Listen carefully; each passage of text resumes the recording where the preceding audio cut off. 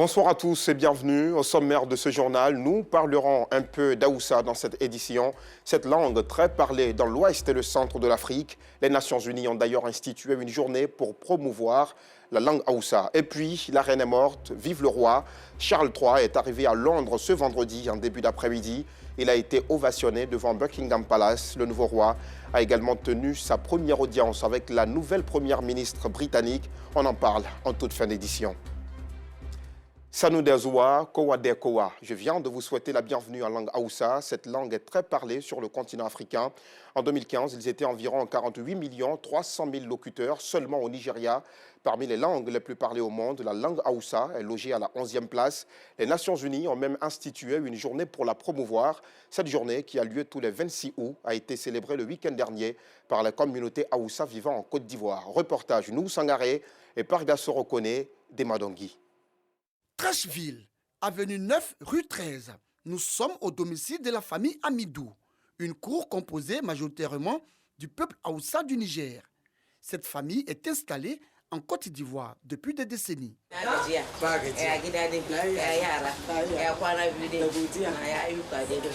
Dans cette cour familiale nigérienne, on ne parle que le Aoussa, un choix qui n'est pas fortuit, d'autant plus qu'il vise à rendre pérenne la langue héritée de leurs parents. Les enfants de la cour ont eux aussi fini par s'approprier cette langue maternelle. C'est le cas de Majida. Âgée de 9 ans, cette jeune élève en classe de CM1 s'exprime très bien en langue Aoussa.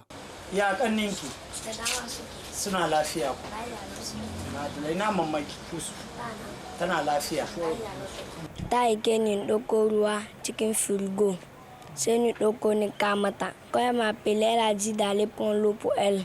Quand elle s'est partie, elle a pris l'eau dans le frigo et puis elle est dormie.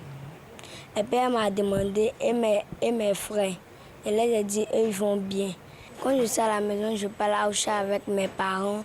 Quand c'est dehors avec mes amis, je parle des français. On leur parle notre langue pour qu'il faut pas, quand ils seront chez nous là-bas au Niger comme ça, comme le Niger, le Nigeria, donc faut pas, ils vont perdre les langues, sinon on les parle Aoussa. Le Aoussa est une langue parlée en Afrique centrale et en Afrique de l'Ouest, principalement au Niger, au Togo, au Bénin, au Ghana, au Nigeria, au Cameroun, au Gabon, au Soudan, au Tchad et dans bien d'autres pays. Nous sommes la 11e langue parlée à travers le monde sur 2026 langues. Nous sommes un peuple commerçant. Donc nous sommes un peu partout dans le monde. Et sachez qu'à part le Swahili, nous sommes la langue la plus parlée en Afrique. Ces différents pays ayant en commun la langue Aoussa se sont donné rendez-vous au quartier Biafra, dans la commune de Trècheville, pour la promotion de la culture Aoussa. Les enfants d'aujourd'hui, ils parlaient de la langue arabe, le français, les anglais, ils sont oubliés automatiquement. Sauf ce qui sont, on est notre enfant ici. Donc il faut à partir de maintenant, on va mobiliser pour que la langue Aoussa sorte en Côte d'Ivoire.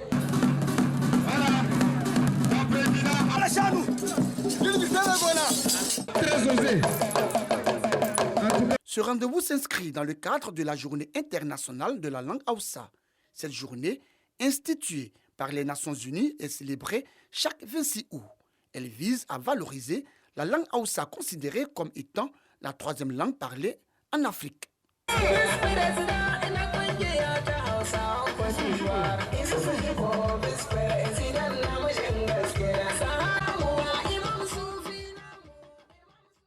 La 24e édition du week-end des Ébonies se déroulera du 27 au 29 janvier 2023 à l'hôtel Président de Yamoussoukro.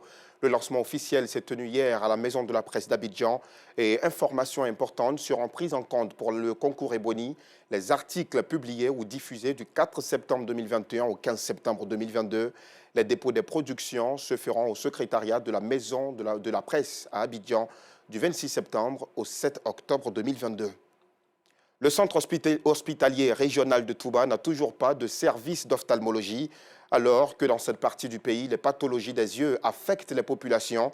En attendant l'ouverture d'un service d'ophtalmologie, le ministre Moussa Sanogo, cadre de la région, a initié une campagne gratuite de soins ophtalmologiques. Le témoignage de notre correspondante, F. Boué.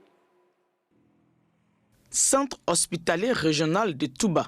Des patients venus des 3 départements de la région du Bafing sont présents pour une campagne gratuite de soins ophtalmologiques sous la conduite du professeur Habib Diomandé. Au programme, des consultations et des chirurgies. Je suis là pour la consultation au niveau des yeux. J'ai mal aux yeux, j'ai des douleurs aux yeux, des brûlures. Je suis opéré ici gratuitement. Ça va maintenant. Sinon avant même, je ne vois pas clair. Cette campagne, qui se situe dans le cadre d'une action solidaire, est offerte par Moussa Sanogo, ministre du Budget et du Portefeuille de l'État, cadre du Bafing. Il s'agit d'apporter un peu de réconfort aux parents qui, quelquefois, ont des situations qui ne sont pas aisées. Et compte tenu du fait qu'on a quand même un certain nombre de populations défavorisées, qui n'ont pas forcément les moyens de prendre un cas de transport, aller jusqu'à Abidjan pour faire ce type d'opération spécialisée. C'est donc comment est-ce qu'on peut s'organiser pour que ces services-là puissent arriver à eux. L'initiative, qui est à sa 2e édition, est appréciée par les populations. Les acteurs du système sanitaire, quant à eux, font une doléance. Il y a un grand besoin des populations. Nous pensons que le CHR de Touba mérite un service d'ophtalmologie. La campagne de soins ophtalmologiques a enregistré plus de 1500 consultations.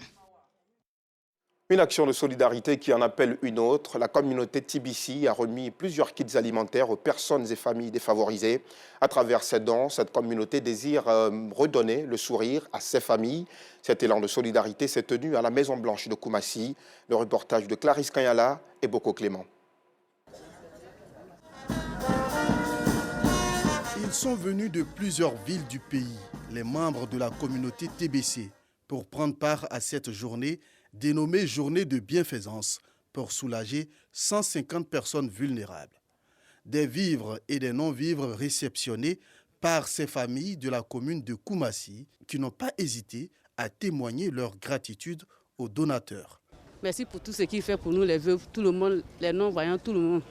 À travers ces dons d'une valeur de 5 millions de francs CFA, la communauté TBC entend soulager la misère et la faim chez les personnes vulnérables. L'objectif est d'offrir aux familles vulnérables et aux personnes aussi vulnérables la chance de recevoir des dons en vivres pour, ce ne serait-ce que peut-être quelques jours, pour que ces familles ou alors ces chefs de famille puissent être un peu plus libres et la tête reposante afin de réfléchir à mieux organiser la vie de leur famille. Nous sommes heureux de participer à cette fête. Nous voulons leur dire merci pour cette opportunité qu'ils nous offrent et que nous sommes toujours à leur entière disposition pour toutes les autres occasions où ils auront à venir nous aider à aider nos populations. Cette journée de bienfaisance a été mise à profit pour promouvoir la paix et la cohésion sociale. Le football est un facteur de cohésion sociale. C'est d'ailleurs durant ces vacances l'un des sports qui a fait vibrer toutes les régions du pays et réunit les jeunes dans toute leur diversité. C'était le cas à Ferkessédougou, dans la région du Tchologo. Le tournoi de football doté du trophée Téné Birahima Ouattara a connu son apothéose. Une compétition organisée par la team ODD de Ferkessédougou et de Georgette Fofana.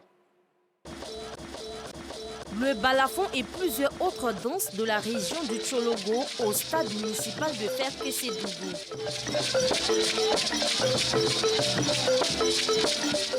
Nous sommes à l'apothéose de la 4e édition du tournoi de la fraternité doté du trophée Téné Birahima Ouattara, président du conseil régional du Tchologo. Une institution de la team ODD conduite par Ouattara Dombi Drissa, cadre de la région. Elle vise à renforcer les liens de fraternité et le vivre ensemble entre les filles et fils de la localité afin de consolider la cohésion sociale. La jeunesse est préoccupée sérieusement. Il y a plusieurs tournois qui sont organisés. Elle n'a pas le temps de s'adonner aux fils. C'était ça notre objectif. Le ministre Téné Birahima Ouattara, notre leader, a bien voulu nous accompagner, nous donner des conseils.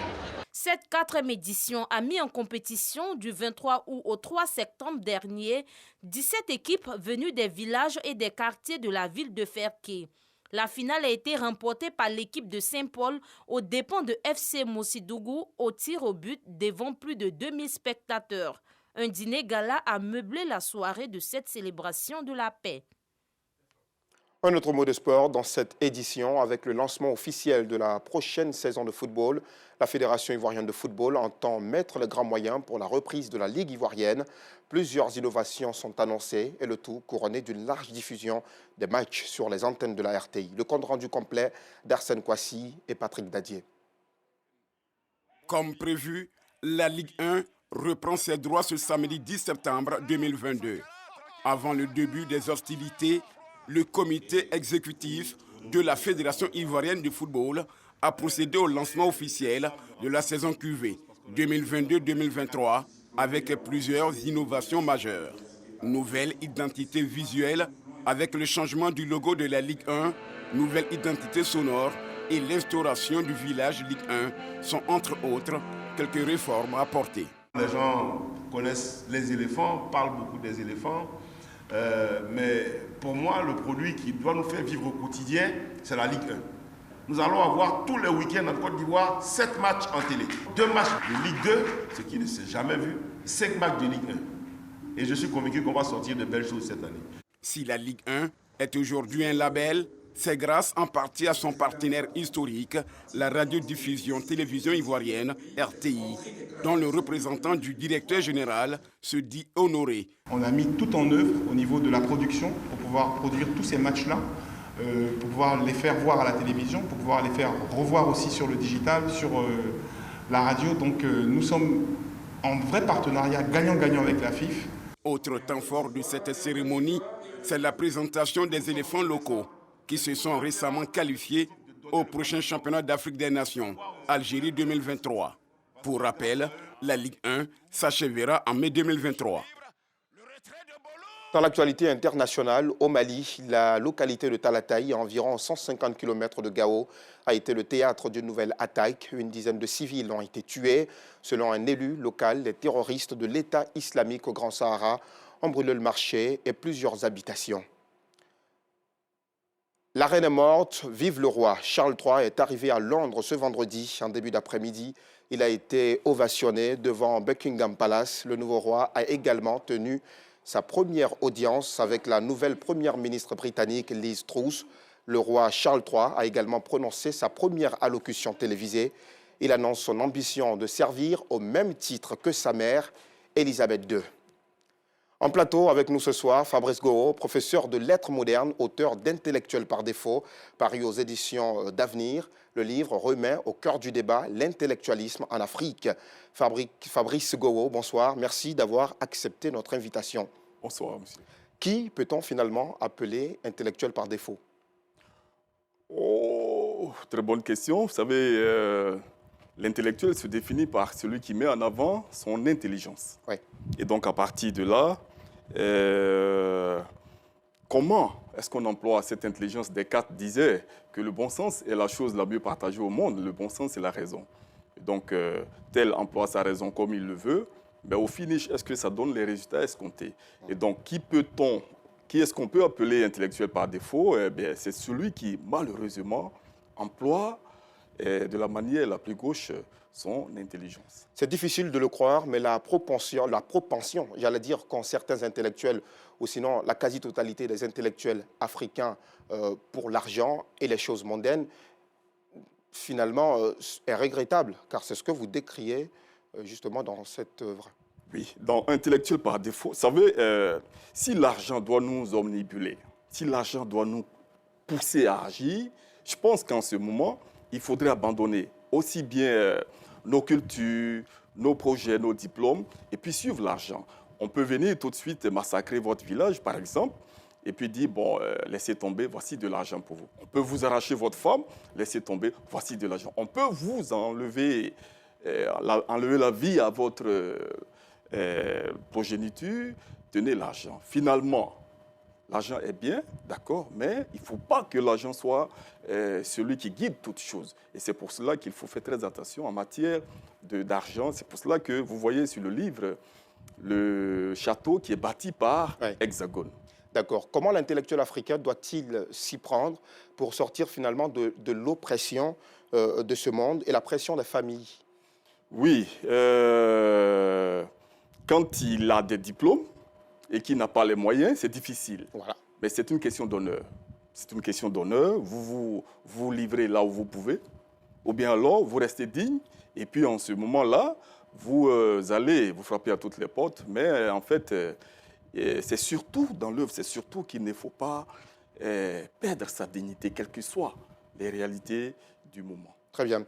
Et justement, dans Intellectuel par défaut, dans cette œuvre, à la page 41, Hexagone, qui lui est un fidèle ami du colonisateur et qui veut convaincre justement le personnage principal de troquer son intelligence pour les biens mondains, dit, et je cite, « L'histoire des révolutions dans ce monde connaît toujours les mêmes issues, ou bien elles sont anéanties, ou bien elles prennent le dessus. Dans le premier cas, c'est bonjour, les représailles. » Est-ce que finalement, ce n'est pas ça la terrible réalité? L'intellectuel africain est-il aujourd'hui libre? A-t-il les moyens de pouvoir se prononcer? Alors, Hexagone, vous faites bien de le citer à la page 41. Oui. C'est un Africain qui est né en Afrique, mais qui malheureusement a fait fortune en Europe. Et c'était un engagé, c'était un révolutionnaire comme Kaoka. Kaoka qui signifie coûte que coûte en langue oué. Et puis, malheureusement, parce qu'il a fait plusieurs années en Europe, malheureusement, il va changer de veste, comme on le dit. Et puis, c'est lui qui sera en train de dire à Kaoka, parce que Kaoka, son but, ce n'est pas lui-même. Lui aussi, il est professeur d'université, ils sont tous professeurs d'université. Mais en fait, qu'est-ce qu'on fait pour notre peuple? Pour que notre peuple puisse se réjouir un tant soit peu. On nous dit en Afrique qu'on a toutes les richesses, l'or, etc. Mais qu'est-ce qu'on fait, nous les intellectuels, pour que nos peuples se réjouissent un tant soit peu? Mais c'est ce hexagone-là, malheureusement, qui sera le porte-flambeau de l'autre côté, malheureusement. Et c'est ce qui est dommage. Les Africains ont la fâcheuse manière de remettre le retard du continent de l'argile noire sur le colonisateur, sur l'Occident. Et je l'ai un peu ressenti aussi dans Intellectuel par défaut. Est-ce que notre retard est finalement dû uniquement aux Blancs? Est-ce qu'aujourd'hui, justement, les intellectuels n'ont pas leur part à jouer? Dans tous les cas, il y a retard. Dans tous les cas, il y a retard. Nous sommes en retard. Il faut être bien de le signifier. Oui. Qu'est-ce qu'on fait s'il y a retard? Est-ce que c'est l'autre qu'on accuse ou bien c'est nous qu'on accuse? Il y a cela, c'est cela. L'intellectuel par défaut, ici, je parle des professeurs d'université qui sont des intellectuels. Oui. Et donc, c'est surtout eux qui doivent booster les choses pour que les peuples africains puissent un tant soit peu sortir de ces difficultés-là. Donc, il n'y a pas à accuser l'Occident, il n'y a pas à s'accuser. Mais la réalité, c'est qu'est-ce qu'on met en avant comme intelligence pour que, en réalité, en fin de compte, j'allais dire, notre Afrique, enfin, puisse se réjouir.